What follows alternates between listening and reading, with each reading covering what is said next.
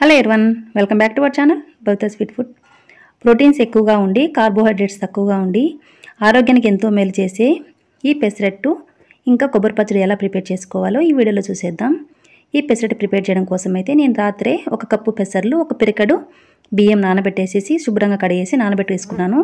ఇవి మార్నింగ్ అయితే ఈ విధంగా మిక్సీ జార్లో ఇంకొకసారి కడిగేసి వేసేసుకుంటున్నాను. తర్వాత చిన్న అల్లం ముక్క, అది 3 ముక్కలు చిన్న ముక్కలుగా కట్ చేసుకున్నాను. వెల్లుల్లి రెబ్బలు ఒక 4, ఒక 5 నుంచి 6 వరకు పచ్చిమిర్చి వేసుకోవాలి. రుచికి సరిపడా ఉప్పు, తగినన్ని నీళ్లు పోసుకొని మెత్తగా అయితే గ్రైండ్ చేసేసుకోవాలి. ఈ విధంగా గ్రైండ్ చేసుకున్న తర్వాత ఒక పాత్రలోకి అయితే మొత్తం ఈ బ్యాటర్ని అయితే తీసేసుకుంటున్నాను. ఇందులో అయితే చూడండి, బాగా ఇది చాలా పొంగినట్టు ఉంటుంది పిండి మాత్రం. ఇందులో సోడా అయితే వేయాల్సిన అవసరం అయితే ఏమీ లేదు. ఈ విధంగా మెత్తగా గ్రైండ్ చేసేసుకొని పక్కన పెట్టేసుకోవాలి. తర్వాత చట్నీ కోసం అయితే ఒక కడాయిలో 2 వెల్లుల్లి రెబ్బలు, ఒక 5 నుంచి 6 వరకు పచ్చిమిర్చిలు కట్ చేసుకున్నవి, ఇంకా ఆనియన్ ముక్కలు పొడుగా పెద్దగా కట్ చేసుకున్న ఆనియన్ ముక్కలు కూడా వేసుకొని 1 స్పూన్ ఆయిల్ వేసి ఫ్రై చేసుకోవాలి. ఇవి కూడా ఫ్రై అయిపోయిన తర్వాత ఈ విధంగా సన్నగా కట్ చేసి పెట్టుకున్న పచ్చి కొబ్బరి ముక్కలు కూడా వేసుకుంటున్నాను. పచ్చి కొబ్బరిని అయితే ఎక్కువగా ఫ్రై చేయాల్సిన అవసరం అయితే ఏమీ లేదు. 1 నిమిషం పాటు వేయించుకుంటే సరిపోతుంది. ఇప్పుడు స్టవ్ ఆఫ్ చేసుకొని చల్లారనిచ్చిన తర్వాత ఒక మిక్సీ జార్లోకి అయితే మొత్తం వీటినన్నీ తీసేసుకొని మనకి ఇందులో రుచికి సరిపడా ఉప్పు వేసుకోవాలి. ఇంకా ఒక 10 మినిట్స్ ముందు నానబెట్టుకున్న చింతపండు కొద్దిగా వేసుకొని సరిపడినన్ని వాటర్ పోసుకొని ఈ విధంగా మెత్తగా అయితే చట్నీ అయితే మనం గ్రైండ్ చేసుకోవాలి. ఈ చట్నీని ఒక బౌల్లోకి తీసేసుకొని పక్కన పెట్టేసుకొని ఇప్పుడు పోపు కోసం అయితే ఒక 2 స్పూన్స్ ఆయిల్ వేసుకొని వేడైన తర్వాత జీలకర్ర, ఆవాలు, ఇంకా కరివేపాకు కూడా వేసుకొని ఇంకా ఎండుమిర్చి వేసుకున్న తర్వాత ఫ్రై చేసేసుకొని పోపు అయితే చట్నీలో వేసేసుకోవాలి.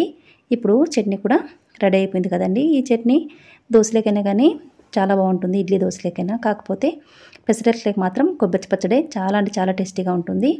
ట్రై చేయండి. ఇప్పుడు పెసరట్టు వేయడం కోసం అయితే దోశ ప్యాన్ అయితే వేడైన తర్వాత నేను ఈ ప్యాను చపాతీకి, దోశకి ఒకటే వాడతాను కాబట్టి ఈ విధంగా ఆనియన్ రుద్దుకున్నట్లయితే మనకు దోశ అయినా ఏవైనా సరే అండి, పెసరట్టు అయినా ఏవైనా చాలా అంటే చాలా బాగా వస్తాయి. ఇప్పుడు లో ఫ్లేమ్లో పెట్టుకొని కొద్దిగా వాటర్ చల్లిన తర్వాత ఈ విధంగా పెసరట్టు వేసుకోవడమే. మీరు పలచగా కావాలంటే పలచగా వేసుకోవచ్చు, మీరు మందం కావాలంటే మందంగా వేసుకోవచ్చు అండి. ఒక్కొక్కరు ఒకలాగా ఇష్టపడతారు కదా. ఇప్పుడు పైన అయితే సన్నగా తరిగి పెట్టుకున్న ఉల్లిపాయ ముక్కలు కూడా వేసుకొని ఈ ఆనియన్ ముక్కలను అయితే ఈ విధంగా ప్రెస్ చేసుకోవాలి.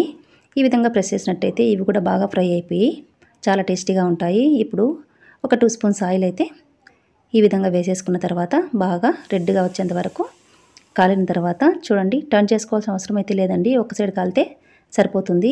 ఇప్పుడు చూడండి, బాగా రెడ్గా వచ్చేసింది కదండి. మనకు పెసరట్టు అయినా దోశ అయినా వేడివేడిగా తింటేనే క్రిస్పీగా చాలా బాగుంటాయండి. మీరు కనుక ఆయిల్ రాసి నార్మల్ దోశలాగా వేసుకోవాలనుకోండి, ఇంకొద్దిగా వాటర్ యాడ్ చేసుకొని వేసుకుంటే సరిపోతుంది. మీకు చూడండి, ఇంకొకటి నేను ఎలా వేసుకుంటున్నానో చూపిస్తున్నాను. అలా చేసుకుంటే కూడా చాలా అంటే చాలా బాగుంటుందండి.